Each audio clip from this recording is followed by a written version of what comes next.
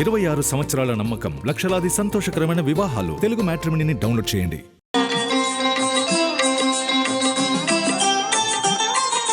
నమస్కారం. ఆషాఢ మాసంలో శుక్లపక్షంలో వచ్చే షష్ఠి తిథిని కుమార షష్ఠి అనే పేరుతో పిలుస్తారని, కుమారస్వామిగా సుబ్రహ్మణ్యుణ్ణి అర్చన చేయాలని ధర్మసింధు, నిర్ణయసింధు, చతుర్వర్గ చింతామణి అనే ప్రామాణిక గ్రంథాలన్నీ తెలియజేస్తున్నాయి. కాబట్టి ఈరోజు కుమార షష్ఠి సందర్భంగా గృహంలో పూజా మందిరంలో దీపారాధన చేసిన తర్వాత వేలనేటటువంటి ఆయుధాన్ని ధరించి ఉన్నటువంటి సుబ్రహ్మణ్యేశ్వర స్వామి వారి చిత్రపటానికి చక్కగా పుష్పాలతో అలంకరణ చేసి ఎర్రటి పుష్పాలతో పూజ చేస్తూ ఓం కుమారస్వామినే నమః అనే మంత్రాన్ని 108 లేదా 54 లేదా 21 సార్లు పఠించాలి.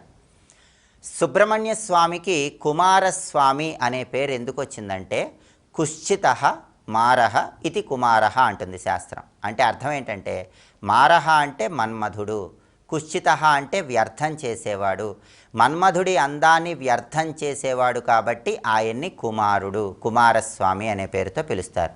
అంటే మన్మధుడి కంటే గొప్ప అందగాడు అని అర్థం. అందుకే తమిళనాట సుబ్రహ్మణ్య స్వామిని మురుగన్ అనే పేరుతో పిలుస్తారు. ముకారోస్తు ముకుంద స్యాత్, రుకారోస్తు రుద్రవాచక, కకారోస్తు బ్రహ్మవాదిన, మురుగో గుహవాచక అంటుంది స్కాంద పురాణం. అంటే మురుగ అనే పేరులో బ్రహ్మ, విష్ణువు, పరమేశ్వరుడు ఈ ముగ్గురి శక్తి కూడా దాగి ఉంది.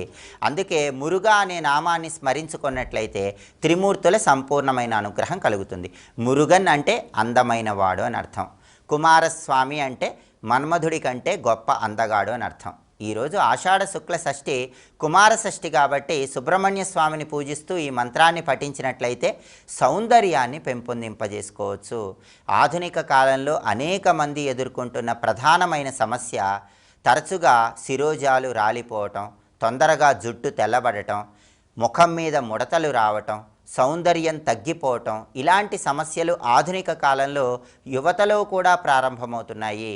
అటువంటి సమస్యలన్నీ అధిగమించటానికి ఎవరైనా స్త్రీ పురుషులు సౌందర్యంతో విరాజిల్లటానికి ఈ శక్తివంతమైన మంత్రం ఈరోజు విశేషమైన శుభ ఫలితాలను కలిగింపజేస్తుంది. కాబట్టి ఆషాఢ శుక్ల షష్ఠి తిథి సందర్భంగా ఏ మంత్రాన్ని పఠించడం ద్వారా కుమారస్వామి అనుగ్రహం కలిగి సౌందర్యాన్ని పెంపొందింపజేసుకోవచ్చు ఇంకొకసారి చూద్దామా మరి. ఓం కుమారస్వామినే నమః ఈ మంత్రం పఠించండి. దాంతోపాటుగా షష్ఠి ఉపవాసం ఉంటే చాలా మంచిది. ఆషాఢ శుక్ల షష్ఠి సుబ్రహ్మణ్య స్వామికి ఎంతో ప్రియమైన రోజు కాబట్టి మంచినీరు మాత్రమే స్వీకరిస్తూ ఉపవాసం ఉండటం ద్వారా స్వామి అనుగ్రహం తొందరగా కలుగుతుంది. పార్వతీదేవి కూడా ఒకానొక సమయంలో షష్ఠి తిథి రోజు మంచినీరు మాత్రమే స్వీకరిస్తూ ఉపవాసం ఉండటం ద్వారా తన కుమారుడైనటువంటి సుబ్రహ్మణ్యేశ్వర స్వామి ప్రేమాభిమానాలను సులభంగా పొందిందని కూడా పౌరాణిక గ్రంథాలు తెలియజేస్తున్నాయి. కాబట్టి ఈ మంత్రం చదువుకోండి. సుబ్రహ్మణ్యుడి అనుగ్రహానికి పాత్రులై అద్భుతమైనటువంటి సౌందర్య ప్రాప్తిని సిద్ధింపజేసుకోండి. స్వస్తి.